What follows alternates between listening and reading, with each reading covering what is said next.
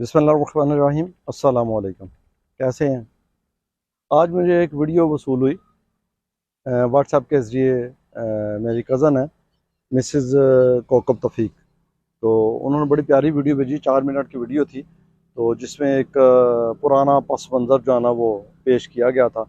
और उसका मकसद यही था कि कितने प्यारे थे पहले लोग, और कैसा वक़्त निकालते थे एक दूसरे के लिए, और बचपन में भी कैसी जो है ना वो डेवलपमेंट होती थी। उसका जो मतन है कि अब वो ज़माना जो है ना वो नहीं रहा, इसमें कोई शक नहीं है कि अभी वो बहुत सारे कह लें कि हम जैसे जो एज के बंदे हैं, तो वो तो उन चीज़ों को सुनते भी हैं, लाइक भी करते हैं। और मुझे लगता है कि जो आने वाले एरा में शायद 10-20 साल के बाद बिल्कुल उसकी कोई अहमियत भी ना हो। ज़ाहिर है जनरेशन गैप बहुत ज़्यादा हो जाए, जनरेशन से जनरेशन चेंज हो रही है, तो बिल्कुल भी वो एलिमिनेट हो जाए, ख़त्म हो जाए। लेकिन उसके अपने फ़ायदे थे। ये अभी जिस हम डगर पे चल रहे हैं, इसके जो अपने नुकसान हैं ये हम नहीं देख रहे। अगर हम लोग इन नुकसानात को अच्छे तरीके से देखना शुरू कर दें और उसमें बेहतरी लाना शुरू कर दें, तो हमारी जो जनरेशन जो है वो तैयार हो रही है। हम उसे अच्छे तरीके से फीड करके एक अच्छी जो है ना वो स्टैंडिंग जो है ना उसे दे सकते हैं। और ज़ाहिर है अगर हम एक जनरेशन को अच्छी स्टैंडिंग देंगे, तो वो फिर नेक्स्ट जनरेशन को खुद ही उस चीज़ में वो सपोर्ट जो है ना वो करेंगे।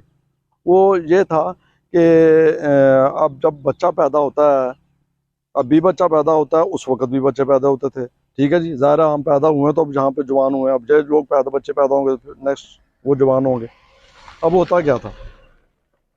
होता ये था कि जब वो पुराने ज़माने के कह लें, पूरा ज़्यादा 40-50-60 साल में जब बच्चा पैदा होता था, तो बच्चे को फौरी तौर पे 3-4 माह बाद वो थोड़ा सा जब उसने रोना शुरू करना, उसके सेंसेस जो है ना वो डेवलप होने शुरू होने, तो कोई ना कोई चीज़ उसे जो है ना वो हिलाने वाली, कोई ऐसा जिसे हम वो कहते हैं वो छन छन करती रहे, कोई चीज़ ऐसी बना देनी जिसे हिलाने से बच्चे के सेंसेस अटेंटिव हुए और बच्चे का रुझान एकदम से उधर हो गया, और बच्चा चुप हो गया।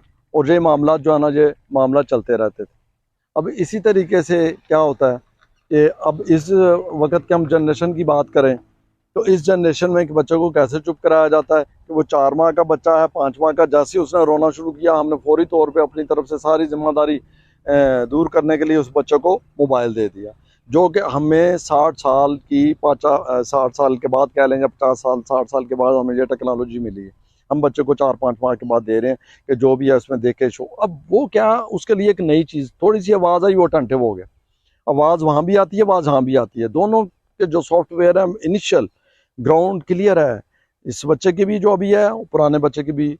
उसमें जो चीज़ उसके लिए एक नई मिलती है, वो उसके लिए एक लाइफ है, वो उसकी तरफ अटेंटिव होता है, वो टाइम देता है और मसरूफ़ हो जाता है और रोना चुप कर देता है। ये कैजुअल रोना जो कह रहा हूँ, जो असल किसी वजह से, वो अलग बात है। अब हुआ क्या कि हमने इसको आसान तरीन तरीका इस दौर में समझ लिया। हमने क्या किया, मोबाइल पकड़ा, माँ ने उसे बच्चे को दे दिया। अब उसके जो अलग एक उसका मामला आता है कि क्या उसके साइड इफ़ेक्ट हैं, क्या रेडिएशंस हैं, क्या क्या उस तक पहुंचता है, वो तो बात ही अलग है ना। कि मोबाइल के ऊपर एक साथ साथ इन्फॉर्मेशन मैं देता हूँ कि मोबाइल के ऊपर लिखा होता है कि कॉन्ट्रा इंडिकेटेड, यानी जैसे मेडिसिन के ऊपर लिखा होता है ना कि ये दवाई फ़लाँ जगह में यूज़ नहीं हो सकती, इसी तरीके से मोबाइल की पूरी डिस्क्रिप्शन में आप जाएंगे तो देखेंगे कि 2 साल से नीचे आप बच्चे को मोबाइल नहीं दे सकते। ये एक वर्ल्ड वाइड है, ये एक इंस्ट्रक्शन है। उसके बाद हम ना माने, हम करते रहें, तो वो अलग इशू है। ये मैंने जाते जाते मैंने कहा चले ज़मनन इन्फॉर्मेशन दे दूं।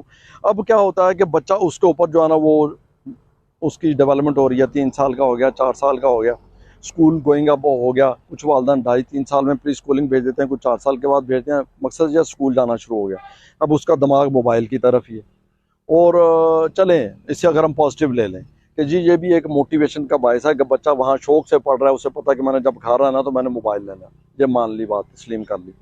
वो जब घर आता है, बड़े शौक से पढ़ाई भी बहुत अच्छी कर रहा है, घर आता है तो वो मोबाइल जो ना वो फौरी तौर पर मोबाइल लेता है। अब वो रिलैक्स होके थका हुआ होता है, खाना खा के अपनी असाइनमेंट करके वो एकदम से मम्मा से मोबाइल मांगेगा, जो उसका इंसेंटिव है, जो उसकी मोटिवेशन है, नो डाउट। वो लेके वो बिस्तर पे, बेडरूम में, फर्श पे या सोफे पे, जहाँ भी उसे कंफर्टेबल पोजीशन मिलती वो लेट जाता है। अब वो वहाँ से नहीं हिलेगा, क्योंकि उसकी एक्टिविटी और सारा जो है ना वो एक्टिविटी उसकी सिर्फ ब्रेन एक्टिविटी हो रही है, फिजिकल एक्टिविटी उसकी ज़ीरो हो गई। उसमें उसे बहुत लुत्फ आ रहा है, उसमें वो एक ख़त्म होता है क्लिप, दूसरा शुरू होता है, दूसरा ख़त्म होता है, तीसरा शुरू होता है। अब ये इस पे भी एक अलग वीडियो है कि भाई उस वीडियोस के क्या असरात हैं, वो वीडियोस क्या उसके ऊपर जो ना वो स्टोरीज उसका ऊपर असरात डालती हैं और क्या उसकी कैसी शख्सियत डेवलप करती हैं, वो एक अलग बात है। अब मैं चला जाता हूँ दूसरी तरफ। मैं एक मिनट मोबाइल देख लूँ, ये ठीक है काम कर रहा है, क्योंकि आगे भी जो मसला हो गया मैं कर रहा था, क्योंकि मैं अकेला हूँ तो वो कर रहा था तो वो बिल्कुल इसकी चार्जिंग ख़त्म हो गई, फिर मुझे वेट करना पड़ा, वीडियो बनी मेरी ज़ाया हो गई। अच्छा, वो क्या, अब पहले हम गुज़श्ता दौर में चले जाए तो उसमें क्या होता था कि बच्चा अब स्कूल जो है ना वो जा रहा है, स्कूल से आके उसकी मोटिवेशन क्या है, स्कूल से आके उसने बस्ता रखा, जो भी है खाना खाया, खाना खाने के बाद उसने रेस्ट की, जो असाइनमेंट उस वक्त मिलती थी वो की, करने के बाद वो क्या करता था, वो एकदम बाहर निकल जाता था। बाहर उस वक्त कह लें कि जो ज़माना था, ज़माने में जो खेत खाली होते थे वो उन्हें ग्राउंड बना लेते थे। स्पेशल डिज़ाइन ग्राउंड तो जो है ना वो देहातों में होती नहीं थी। तो उस ग्राउंड में वो गुल्ली डंडा, पता नहीं अब उर्दू में या क्या उसे लफ्ज़ बोलते हैं, जो मैं पंजाबी की जो ज़बान समझते हैं उसमें ये चीज़ें जो आपको डिस्क्राइब कर रहा हूँ कि उसके अलावा ये कबड्डी, ये दंगल, कुश्ती, और फिर थोड़ी देर के बाद यह आ गया फुटबॉल आ गया। अब फुटबॉल जब आया तो फुटबॉल भी ऐसे देहातों में जो ना वो खेला जाता था कि बस मकसद था उसका, एक रौनक मेला जो ना वो लगा रहता था। उसके बाद ये जो चीज़ें गेम में आई हैं, हॉकी, हॉकी तो बहुत करीबी टाउन में, शहर के करीबी टाउन में बहुत देर बाद आई, क्योंकि उसके लिए स्मूथ ग्राउंड जो है ना वो चाहिए होती थी। बैडमिंटन का भी यही सिचुएशन है। हाँ, वॉलीबॉल जो है ना ये पहले वक्तों में ये आ गया, क्योंकि ये खेतों में भी वो थोड़ा सा साफ करके, वो वॉलीबॉल के लिए स्मूथ ग्राउंड नहीं चाहिए होती थी, नेट लगा चलो ये शुरू हो गया। अब ये होता क्या था, ये बच्चे उस लेवल से बढ़ते बढ़ते, जब ये टीनेजर से बड़े जाते थे तो ये उस एक्टिविटी में आ रहे थे, इन फुटबॉल में आ गए हैं, वॉलीबॉल में आ गए हैं, और ये जहाँ जहाँ दूसरे गांव में कभी ये मैचेस हो रहे हैं, मूव करके जा रहे हैं, जीत के आ रहे हैं, हार के आ रहे हैं, उसी पर डिस्कशन हो रही है।